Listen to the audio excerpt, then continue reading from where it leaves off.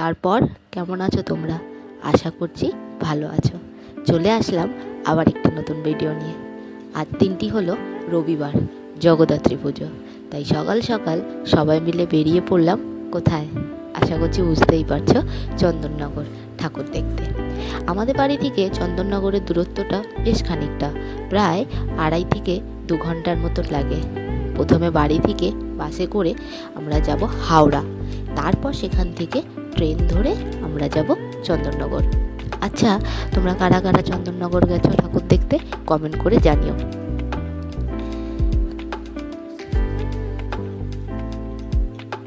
পৌঁছে গেলাম আমরা মানকুণ্ডুতে। মানকুণ্ডু হলো চন্দননগরের আগের স্টেশন।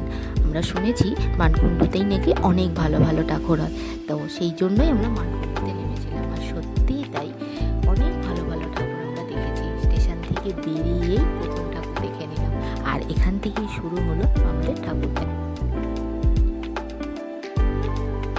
2 পা এগোতেই দেখলাম আর একটি প্যান্ডেল, এটিও খুব সুন্দর বানিয়েছিল। সেদিন আমরা সারাদিনই ওখানে ছিলাম, অনেক ঘুরেছি, অনেক মজা করেছি। না, তোমরা ভেবো না যে এখানেই আমাদের ঠাকুর দেখা শেষ, আরও ভিডিও আসবে। তাই প্লিজ তোমরা সাথে থেকো, দেখতে থেকো। কেমন লাগলো অবশ্যই জানিও, আর ভালো লাগলে একটা লাইক, কমেন্ট, শেয়ার আর সাবস্ক্রাইব করে দিও।